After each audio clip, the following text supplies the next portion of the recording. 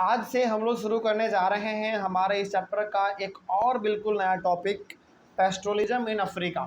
हम लोगों को इस चैप्टर में ना बेसिकली दो कंट्री के बारे में पढ़ना है, एक इंडिया के बारे में, अपने देश भारत के बारे में, और अफ्रीका के बारे में। तो इंडिया के बारे में हम लोग पढ़ चुके हैं, तो आज से हम लोग शुरू करते हैं अफ्रीका के बारे में, और सेम सिचुएशन हम लोग अफ्रीका के बारे में भी पढ़ेंगे। जिस प्रकार के समस्याओं को आपने देखा कि इंडिया के पेस्ट्रोलिस्ट ग्रुप सामना करते थे, अंग्रेजों ने अलग अलग प्रकार के रेस्ट्रिक्शन लगा के रखे थे, इसी प्रकार के चीज़ों के बारे में हम लोग अफ्रीका के बारे में भी पढ़ेंगे। क्यों पढ़ेंगे? क्योंकि अफ्रीका के ऊपर भी एक समय पे अंग्रेजों ने बहुत ही लंबे समय तक कब्जा करके रखा था। ठीक है, जैसे आप ये जानते हैं कि भारत में अंग्रेजों ने लगभग 200 साल तक राज किया, उसी प्रकार से अफ्रीका के ऊपर भी अंग्रेजों ने कुछ साल तक राज किया था, और वहाँ पे भी कुछ ऐसा ही सिचुएशन था जिस प्रकार का हमारे इंडिया में सिचुएशन था। ठीक है, तो शुरू करते हैं। तो पेस्ट्रोलिज्म इन अफ्रीका में क्या कुछ बातें लिखी गई हैं, इसके बारे में जान लेते हैं थोड़ा सा हम लोग। देखो, सबसे पहला पॉइंट इसमें लिखा गया है, world's half pastoral population lives in Africa. बहुत बड़ी बात, बहुत ज़्यादा बड़ी बात लिखी हुई है, यानी कि दुनिया में 100% यदि पेस्टोरल पॉपुलेशन है, पेस्टोरल पॉपुलेशन का मतलब जो बेसिकली जानवर वानवर को पालते हैं, उसका 50% अकेला अफ्रीका में रहता है। सोचो, इसका मतलब इंडिया में हमारा तो बहुत पीछे हो गया फिर तो, है ना। मतलब कि वर्ल्ड का 50% पेस्टोरल पॉपुलेशन केवल और केवल अफ्रीका में रहता है आज भी। इसका मतलब वहाँ के लोग जो है ना, ज़्यादातर जानवरों को पालने पे, उसको पालन पोषण करना, उसको खिलाना, उसका दूध मार्केट में बेचना, जानवरों को बेचना, इन सभी से उनका रोजगार ज़्यादा चलता है अफ्रीका में आज भी। कभी आपको मौका मिलेगा, बड़े होके आपको कभी मौका मिले अफ्रीका जाने का, तो आपको ये चीज़ देखने को मिलेगा कि वहाँ के लोगों का जो कंडीशन है इंडिया जैसा है, कुछ मिलता जुलता है। बात समझ आ रही है? क्यों? क्योंकि वहाँ पे भी लोग जो है ना जानवरों को ज़्यादा पाला करते हैं। वहाँ पे भी आपको गाय मिल जाएंगे, भैंस मिल जाएंगे, लेकिन उसका प्रजाति थोड़ा सा अलग होगा। आप चाहेंगे कि इंडियन वहाँ पे भैंस मिल जाए, नहीं मिलेगा।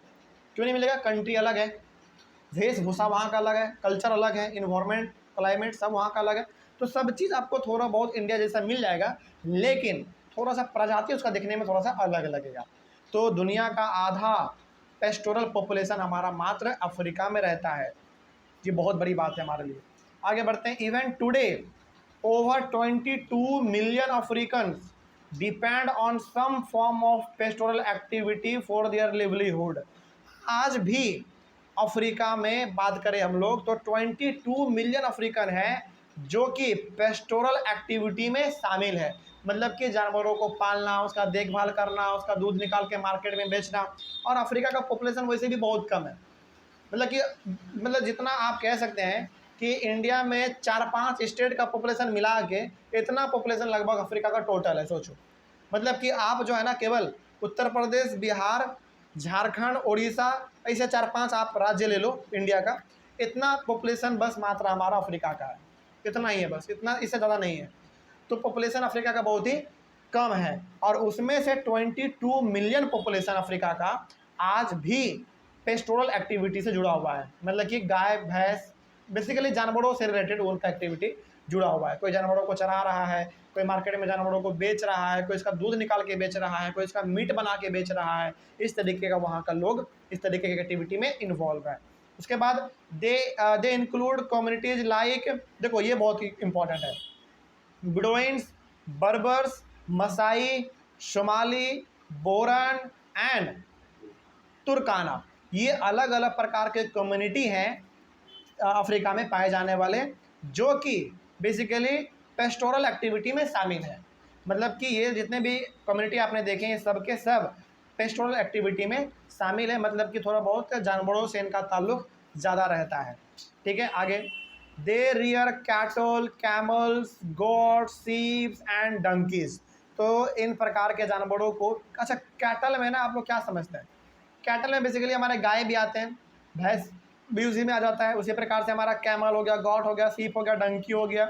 तो ये अलग अलग प्रकार के जानवर हैं जो कि अफ्रीका के लोग पाला करते हैं। तो इनका जीवन यापन भी इन्हीं सभी चीज़ों से चलता है।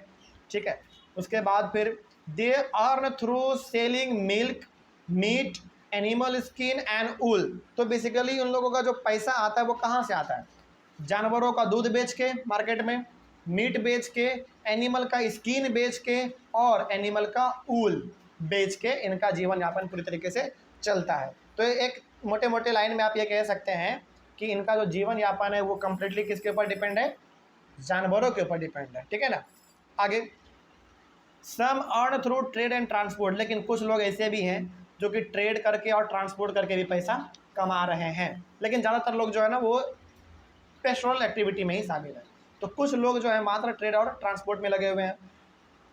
3 lakh Maasai community lives in Kenya and 1,50,000 lives in Tanzania. ये डाटा थोड़ा सा आप याद कर लीजिएगा, आपके एनसीईआरटी बुक में लिखा हुआ है ये चीज़।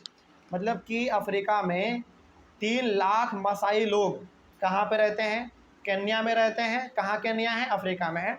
उसके बाद 1.5 लाख 1,50,000 कहाँ पे रहते हैं, तांजानिया में रहते हैं। ये मसाई लोगों का डाटा था, मसाई कम्युनिटी का। आगे बढ़ते हैं।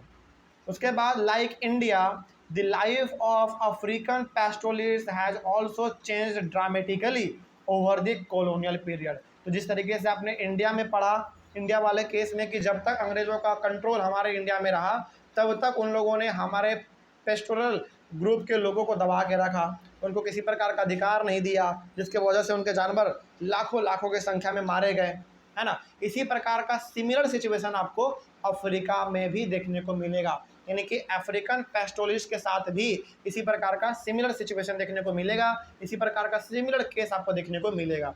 तो हम लोग अब जो पढ़ेंगे वो हमारा बात होगा अफ्रीकन पेस्टोरलिस्ट के बारे में, कि उनका जीवन कैसे चलता था, उनके जीवन को किस तरीके से अंग्रेज़ों ने तबाह कर दिया, है ना, क्या रिजल्ट निकला इसका, क्या परिणाम निकला, ये सब कुछ अब हमारा इसी के बारे में बात होने वाला है। तो इसको हम लोग अपने अगले वाले क्लास से कंटिन्यू करते हैं, क्योंकि ये वाला टॉपिक थोड़ा सा हमारा बड़ा है, क्लास थोड़ा सा लंबा हो जाएगा, इसलिए हम लोग इसको अपने अगले वाले क्लास से कंटिन्यू करते हैं। यहाँ तक में तो कोई दिक्कत नहीं होना चाहिए।